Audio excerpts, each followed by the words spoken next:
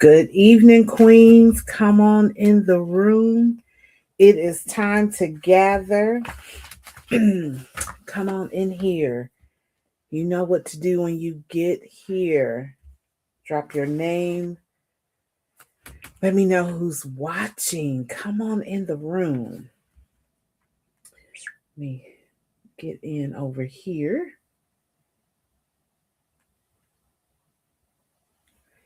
What is it? Happy Sunday. It's the last Sunday, y'all. It's the last Sunday of February. Hey, Miss Wallace, how's it going? It's the last Sunday of February, and we got here quick. I'm telling you, 2026 is it is off and running. Hope you had an awesome time worshiping wherever you worship today. I hope it fed your spirit, fed your soul. I know that we had an awesome time today at New Life. We ended the last Sunday of February, as always.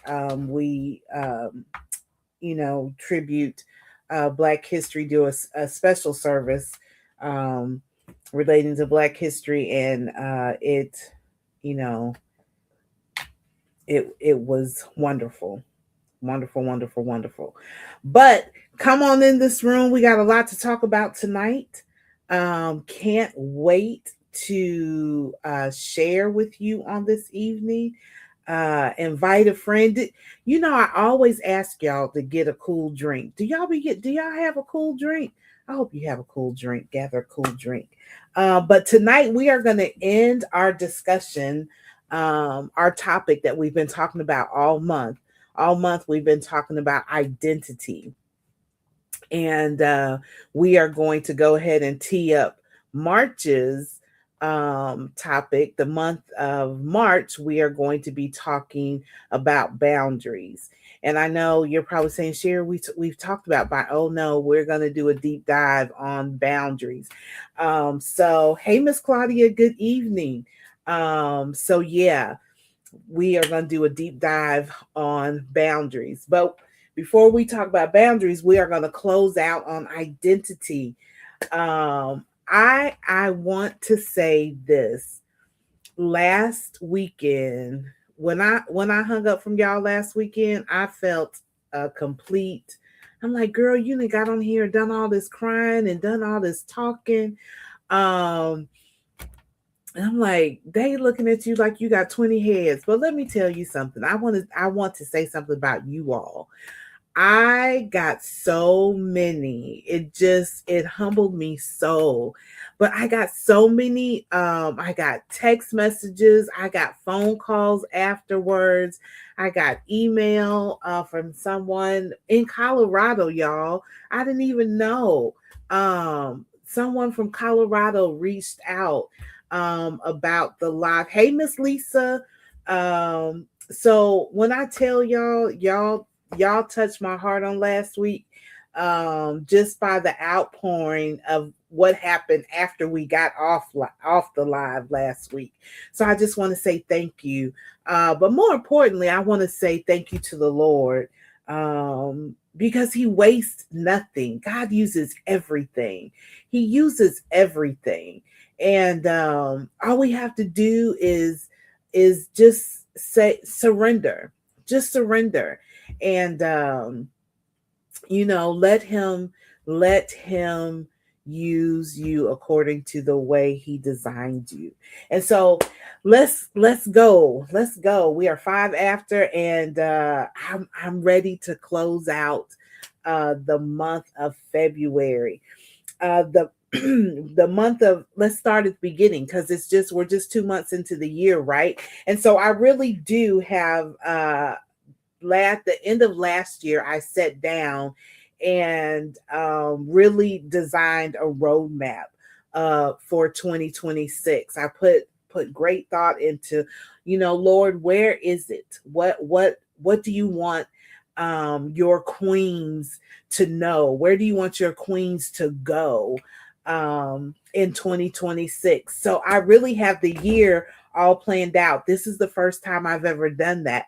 In the past, it's always been kind of spontaneous, but y'all, I'm growing, I'm getting better. So we got a whole format. And so we started in January um, talking about direction. So the question on the floor was, where are you going? Where are you going in 2026? Do you know where you're going? Um, and so the focus was on awareness, clarity, and intentionality. And remember, we said movement versus direction. We defined movement. Anybody can move, anybody can move, but it doesn't mean that you're going anywhere. It's when you have clear direction. And then remember, the second week we talked about being honest with yourself. You know, you can fool everybody all day long, but you cannot fool yourself. And once you get honest about where you are, then God can do something. He can propel you forward, but you first got to be honest about where you are. And then we closed out January talking about alignment um, over urgency. You know, we're so busy moving, so busy trying to get somewhere, but let's slow down and let's make sure that we are aligned with his purpose for your life. And so February was about identity. Who are you becoming? January, where are you going? February is, who are you becoming? And it was really, we kicked off uh, releasing old identities, releasing old identities, things that people had placed on us that wasn't even, it might have been us, it might have been us. But maybe the seasons, you know, you're holding on to who you were in a previous season, and God is like, can you let go of that, girl? I'm trying to move you. The seasons have changed in your life, and it's time for you to let go and become who I need you to become in this new season. And then we talked about becoming versus performing. We're evolving. It's okay. It's okay to evolve. It's okay to grow, to change.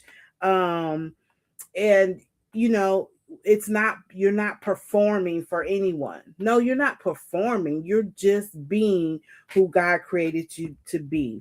And then last week we talked about letting go of who you were for who you're becoming. And we get stuck. Has anybody ever been stuck in in who you were, or who somebody thought you were? And when you don't know who you are, um when you're not clear on your identity, then when life begins to happen to you, or your roles change in life, you become an empty nester, you get divorced, you retire, all those things. If your identity is tied to roles that are always shifting versus who you are and your assignment, you you'll flail, you'll falter, right? You'll always be unsteady in who you are. And so that's what we've talked about so far. So let's put a ribbon, let's tie a ribbon on identity. Becoming who you already are. Don't you know that um this month was not about reinvention. It wasn't about reinventing who you were, who you are, but it is about revelation. Did anybody get that this month? Did anybody feel that? It's not revealing or reinventing, you know, we always want to reinvent ourselves. We get to 50, oh girl, I'm gonna reinvent myself in this seat. No, it's about revelation. It means uncovering what was already present, but it might have been hidden, right? It might have been hidden. And so many of us think that growth means becoming someone new. No, growth is not becoming someone new. It's about becoming. It's about being conformed into what God already intended you to be. God already had a purpose and a plan already laid out for you. Romans 8:29 says that we already know it by heart. It says, for whom he foreknew, he also predestined to be conformed to the image of his son. So conform does not mean fabricated. It does not mean made brand new. It means shaped into original design. So this becoming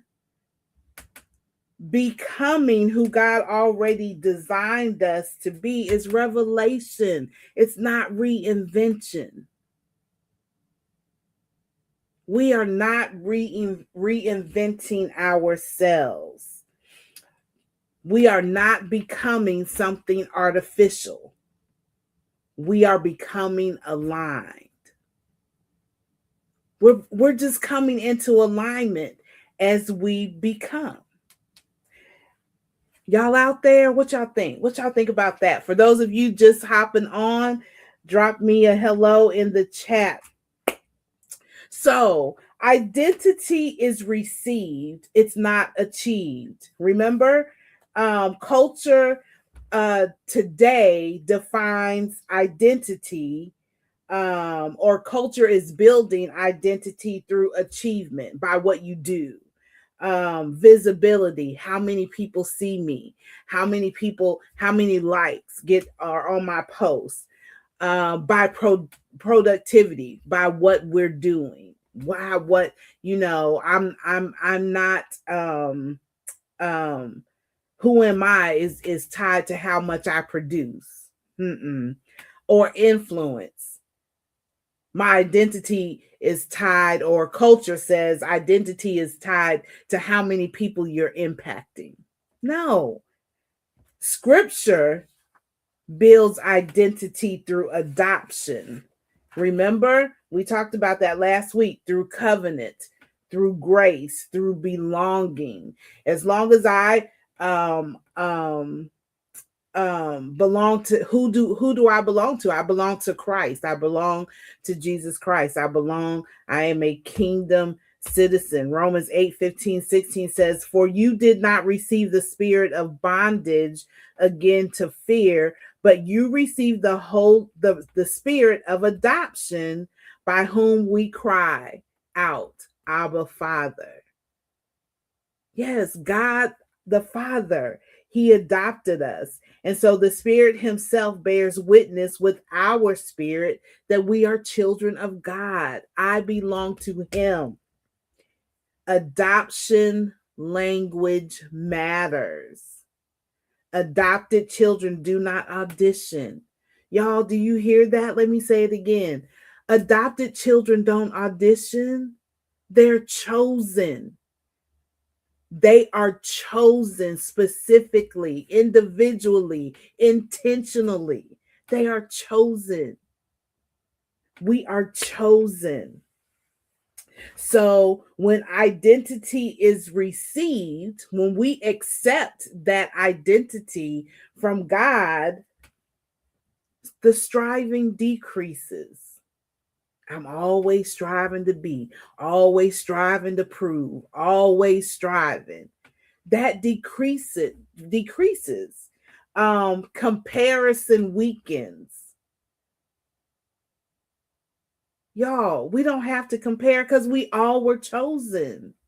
We all have a unique identity through God, through Jesus Christ. So we don't have to compete.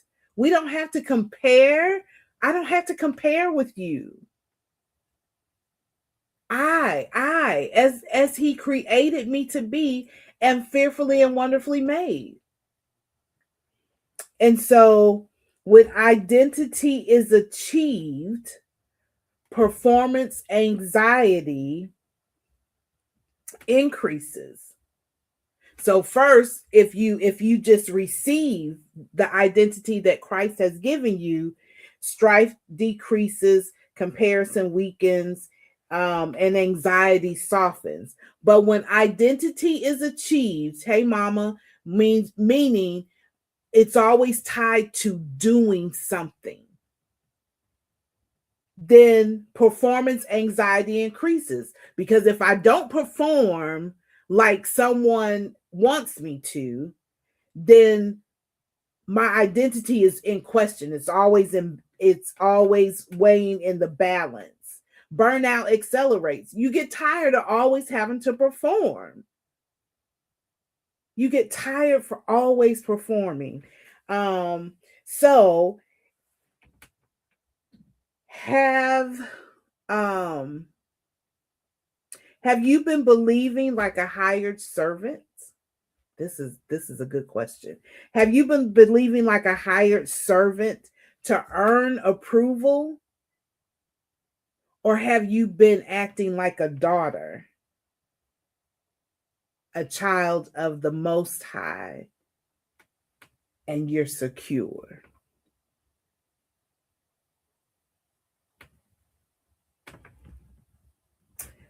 Number 2, you cannot protect what you have not claimed. If you do not internally agree with what God says about you, you will negotiate your worth externally every time. If you do not accept the identity that God has given you through adoption, you will question or negotiate your worth externally. So identity insecurity, when you are insecure about who you are, it's going to produce overcommitment. Remember, we talked about this. The over explaining, the over giving, the under resting. You are always trying to perform, always trying to please when you are insecure about who you are. And y'all, I'm just summarizing where we have been all through February. It's just a summary. Jesus never chased validation because he was anchored. He was anchored in who he was. He didn't have to he didn't have to chase validation. He didn't have to set out to prove anything. Jesus never set out to prove anything. He just was Jesus. He just was Jesus.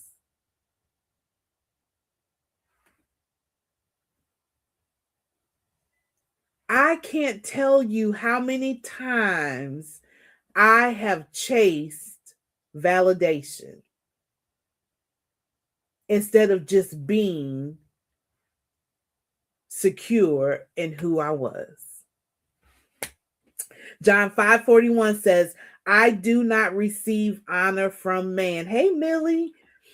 So, John 5:41. I don't receive Jesus didn't receive his honor from man. His honor came from God the Father. That's spiritual maturity, y'all. When identity is unclear, access becomes currency.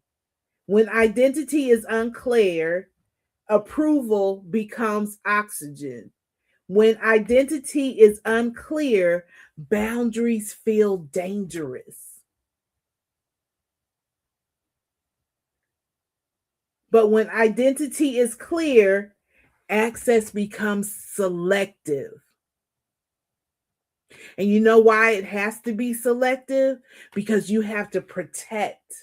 You're protecting who you are in Him. When you know who you are, when your identity is clear, you have a clear understanding that you cannot come in, everybody can't have access to you. Everybody can't handle you. And we think that that is so arrogant. We think that is just so, that is just how can you think like that? No, I know who I am. And I know, because I know who I am, if I get tangled up with the wrong person, that's going to wreck who God made me. It's going to wreck the assignment that he has on my life. It's not arrogance. When identity is clear, peace becomes priority. Because when my peace, when my peace is bothered, when my peace is broken, then that messes with who I am. It messes with who I am. When my peace is messed with, then that begins to do something to me internally. And then I may not respond according to who I am. How I may respond may be outside of my identity, right? And when identity is clear, no becomes possible. I'm just summarizing. We're just summarizing where we've been. My identity is clear, then no becomes possible. It ain't hard for me to say no because it's not in alignment with who I am. Identity matures through testing. Testing is identity refinement. James 1, 2, and 3. We read it. If we didn't read it last week, it was a couple weeks ago. Count it all joy when you fall into various trials, knowing the testing of your faith produces patience. Patience here implies endurance under pressure. It's endurance under pressure. So testing exposes whether your identity is rooted in applause. What? When ain't nobody clapping for you, will you waver? Will your identity, will you shake? Will you question it when nobody's clapping? Will you compromise who you are and your alignment with God because you're not sure if you're accepted any longer? When the hand claps stop.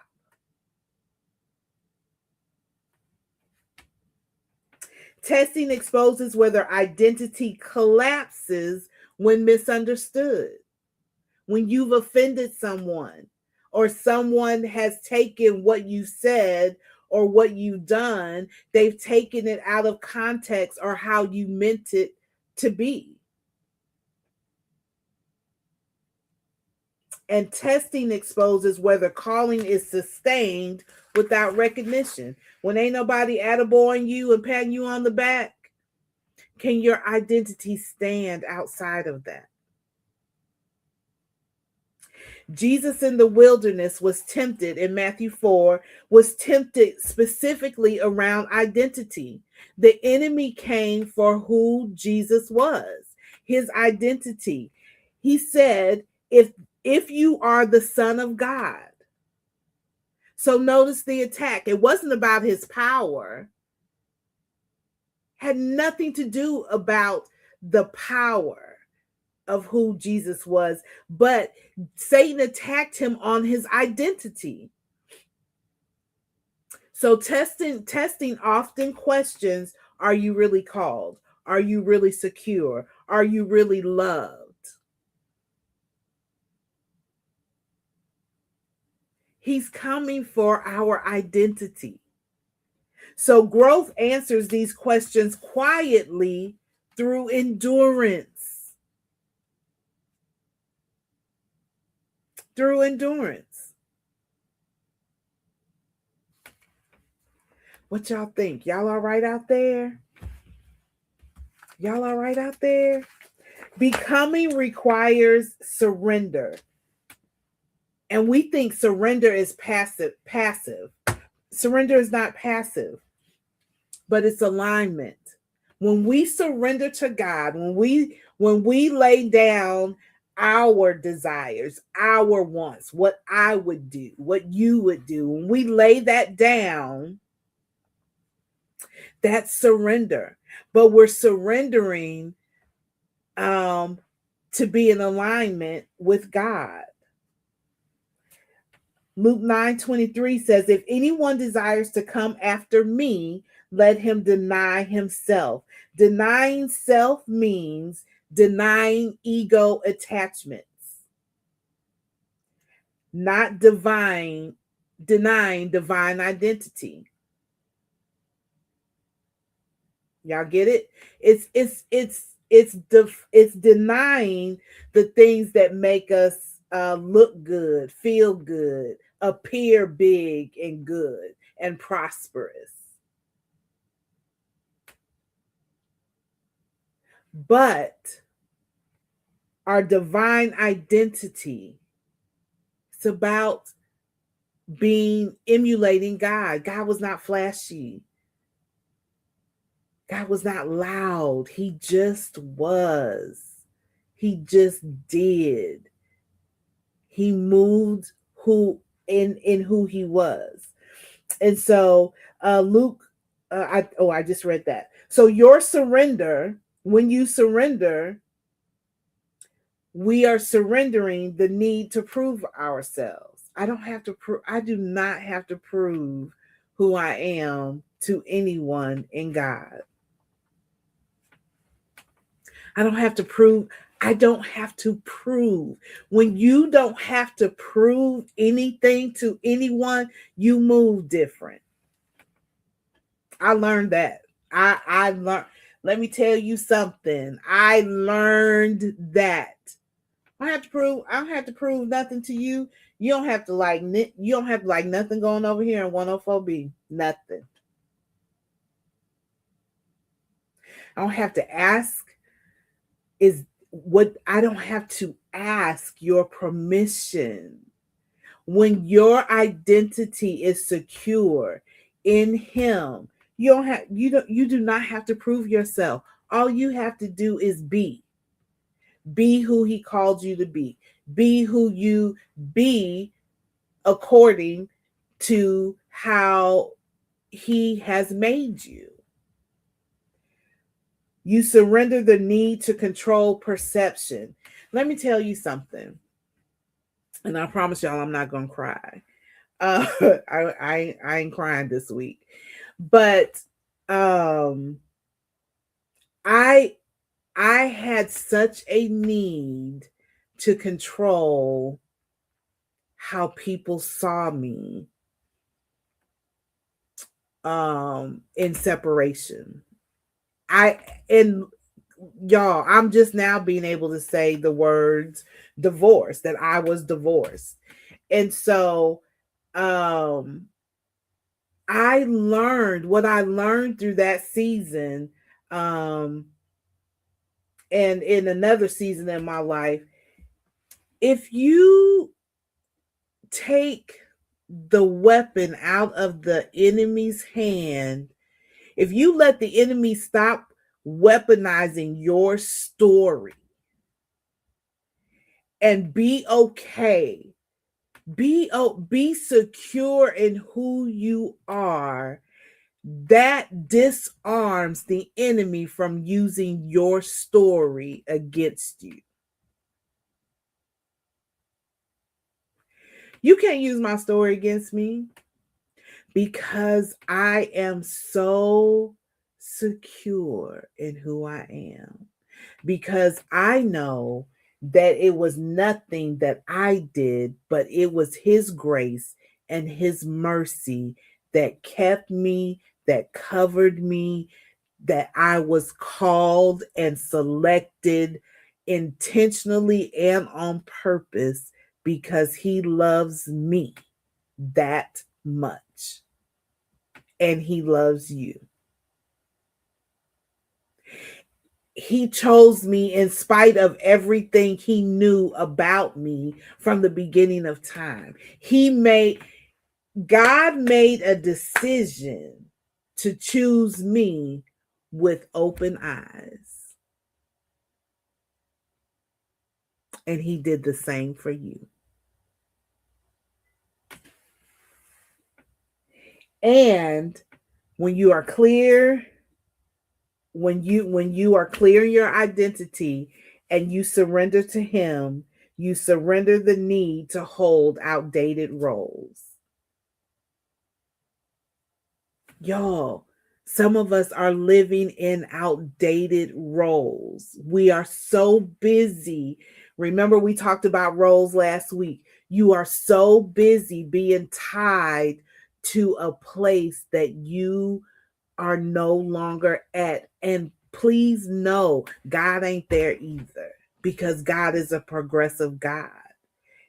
He is a progressive God. So he is trying to he's not where you trying to hold on to, where you have wrapped your legs and arms around holding on to a season that you are no longer at, and he has moved on, and he is up here in the present trying to get you to come on here, get to this present, because this future is next.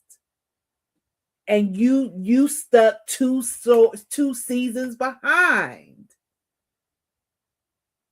because your identity is tied to a role versus your identity in him. Many people confuse surrender with loss.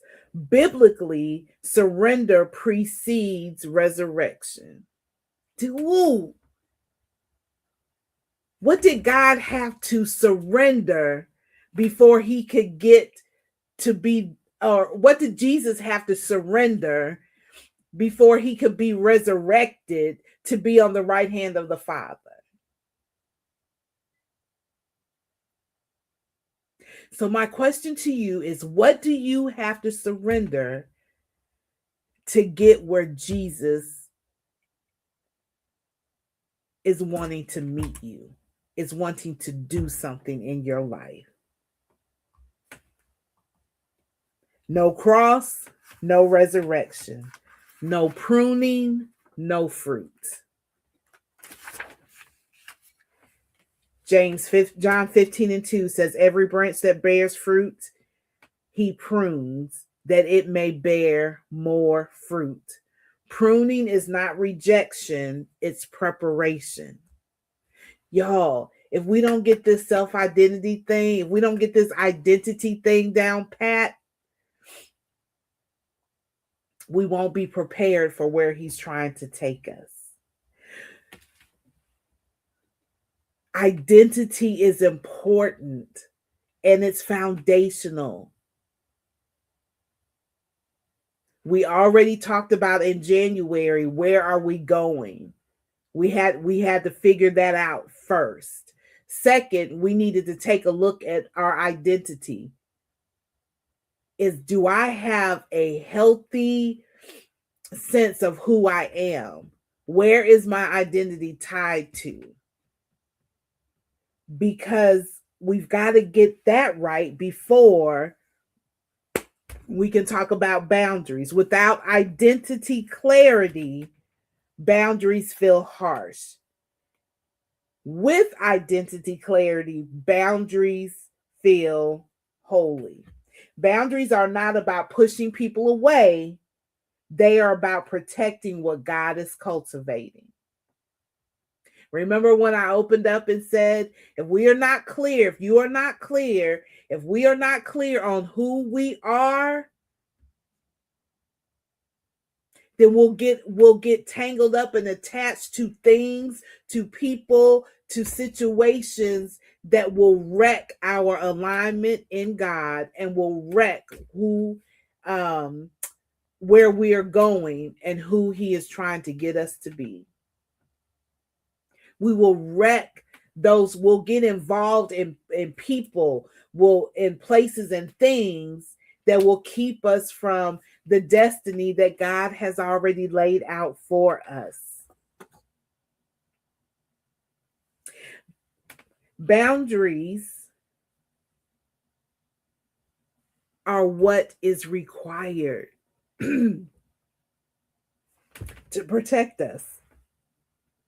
It's about protecting what God is cultivating. If identity is not settled, if you are still struggling about who you are in him, boundaries feel selfish. Saying no feels sinful. And rest feels irresponsible. But when identity is secure in Christ, you recognize stewardship. You recognize stewardship. Even God set boundaries, and we don't believe this. God set boundaries. In Genesis 2, the garden had limits. What did he tell Adam and Eve? He gave them boundaries. Now you can do whatever you want in this garden, this perfect place. You can do whatever you want, except what? See that tree in the middle? Leave it alone. He set boundaries. And because Adam and Eve acted outside of the boundaries, they got into a situation that wrecked their destiny. They got into a situation, they got into an entanglement that caused a great divide. Come on. Boundaries are there for protection. In Exodus, the mountain had boundaries. Moses,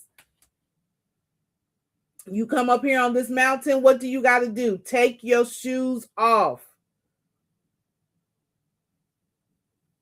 Had boundaries. And in the temple, the holies of holies have restricted areas. Everybody can't go to the holies of holies. His boundaries. How you living? Don't come up in here raggedy. How you living? Boundaries. Sacred things are guarded. And guess what? If you understand who you are in God, you will understand that you are sacred too. What? Yeah, you sacred too. So can't anything touch me? I can't touch anything. I can't go everywhere. I can't do everything because I'm sacred. And I have to have boundaries in place. That's why we're going to talk about it, y'all, the whole month of March. Boundaries.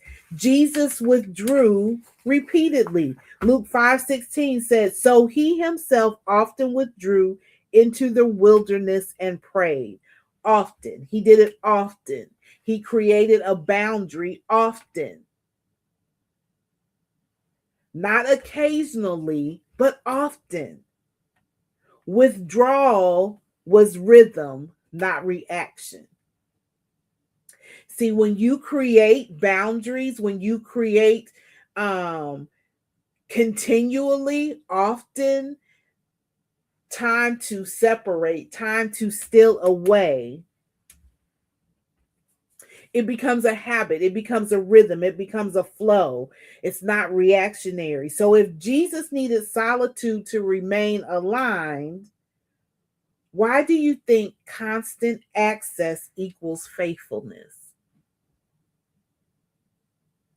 If Jesus created boundaries, if he created rhythms or patterns of stealing away, of not being able to access him, but to go protect his peace, to protect the destiny on the inside of him, to stay aligned with the Father. Why would you think that you wouldn't need it? Why do we think we wouldn't need boundaries? If you are around someone that is always consistently negative, negative, negative, negative, not anything positive to say about anything or anyone, and you hear it day in, day out, and then that seeps into you because you didn't create a boundary, and guess what? Now that evil communication now has corrupted your good manners, your good thoughts, your positivity. And now every time someone come around you negative Nancy. You always complaining, always talking about somebody, always leading with the negative versus the positive, because you don't have boundaries. And so everybody with every kind of spirit and every kind of thing has access to you.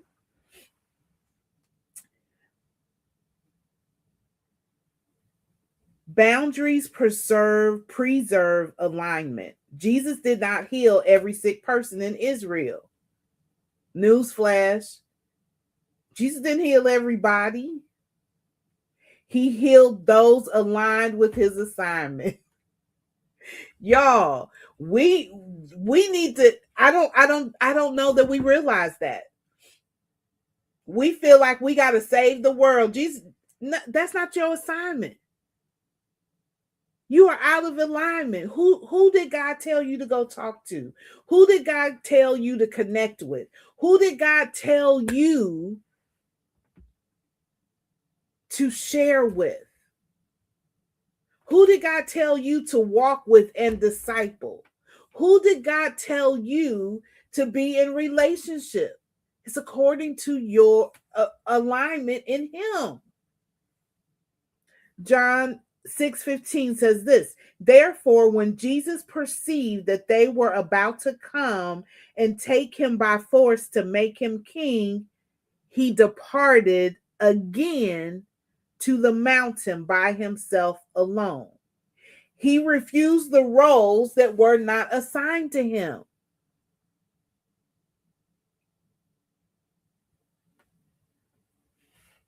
Assignment clarity requires boundary courage. Assignment clarity requires boundary courage. You got to have courage to have boundaries, especially if boundaries are foreign to you, especially if you've never implemented them in your space, in your life. It takes courage now to start implementing or moving in boundaries. Peace is an umpire. Colossians 3:15 says, and let the peace of God rule in your hearts. Rule means to arbitrate or to settle. So if peace consistently withdraws, you need to pay attention. If you're around someone, if you in a situation, in a place, connected to people or groups that constantly challenge your peace, and we'll talk about what peace is next week, then you might want to take a look at that. Peace leaving is not weakness, it's a warning. Your peace, if you're always talking about your peace, it might be a warning that you are overriding. So identity before access. This identity, we had to talk about that before we moved into boundaries in March. So each day, every day,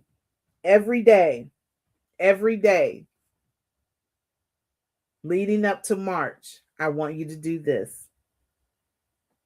I want you to pause before you say yes to anything non-essential. How are you going to know if it's non-essential? Is it aligned with who God says you are? Question number 1. I told y'all supposed to come to the gathering with pen and paper. Number 2, is this aligned with the direction that I'm walking? And number 3, am I responding from a place of pressure or a place of peace? Want me to say them again? 3 things you're supposed to pause every day leading up to March. And you're only going to say yes to anything, or you're going to pause before you say yes to anything non-essential. Is this aligned with who God says I am? Is this aligned with the direction I'm walking? And am I responding from pressure, from a place of pressure or a place of peace? And we're going to close with this. Y'all ready?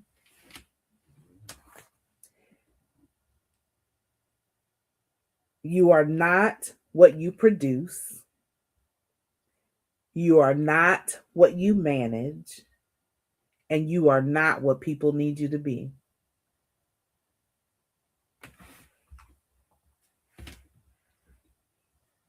You are not what you produce. You are not what you manage. And you are not what people need from you. But let me tell you who you are. You are chosen. God chose you. He chose you from the beginning of time. He chose you intentionally. He chose you on purpose. He chose you knowing everything about you from the beginning. From the beginning. And he still said yes and picked you. You are adopted. We are adopted into this family. And you are formed intentionally. And because you know, and because I know, because you know who you are, and because I know who I am, you are no longer afraid to protect it. Y'all, it's okay to protect who you are in him. It's okay to protect your God-given identity. It's okay to protect it. That is not arrogant. That is not self-righteous. That is not selfishness. It's not. And in March, we're going to learn how to protect who we are becoming, who God says that I am. We are going to learn how to protect that. So, Queens, happy February. This is it. I think we got 4 more days left in it. 5 more days. I don't know. But this is it. Next Sunday will be the first Sunday in March. I believe it's March 1st. Is the first Sunday in March. And in March, we're going to unpack boundaries, because we already know who we are in him. We are aligned with him.